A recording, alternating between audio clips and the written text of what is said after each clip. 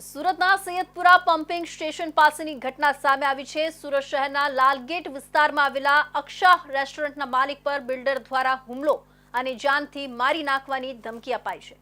Hotel માલિક તેના counter પર હતા તે સમયે બિલ્ડરે અચાનક આવીને હુમલો કર્યો હતો।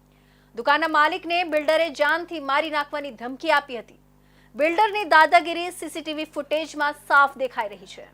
સુરત શહેરના લાલગેટ વિસ્તારમાં આવેલા અક્ષા રેસ્ટોરન્ટમાં ચોંકાવનારી ઘટના સામે આવી છે। સૈયદપુરા પમ્પિંગ સ્ટેશન નજીક આવેલી આ હોટલમાં રેસ્ટોરન્ટના માલિક જ્યારે પોતાના કાઉન્ટર પર બેસેલા હતા ત્યારે એક જાણીતા બિલ્ડરે અચાનક પહોંચી હુમલો કરી દીધો। માત્ર એટલું જ નહીં, માલિકને ખુલ્લેઆમ જાનથી મારી નાખવાની ધમકી પણ આપી। અક્ષા રેસ્ટોરન્ટના માલિકે હુમલા બાદ તાત્કાલિક પોલીસને જાણ કરી હતી। માહિતી મળતા પોલીસ ઘટનાસ્થળે પહોંચી તપાસ હાથ ધરી છે। મળતી માહિતી મુજબ હુમલાખોર બિલ્ડર અને રેસ્ટોરન્ટ માલિક વચ્ચે અગાઉથી કોઈ વ્યાવસાયિક વિવાદ હોવાની શક્યતા છે। જો કે સમગ્ર ઘટનાનો સીસીટીવી ફૂટેજ પણ સામે આવ્યો છે, જેમાં બિલ્ડરની દાદાગીરી સ્પષ્ટ રીતે નજરે પડે છે। આ ઘટના બાદ સ્થાનિક વેપારીઓમાં ભયનો માહોલ ફેલાયો છે। વેપારીઓનો આક્ષેપ છે કે શહેરમાં બિલ્ડરોની દાદાગીરી વધી રહી છે અને પોલીસ ઢીલું વર્તન કરી રહી છે।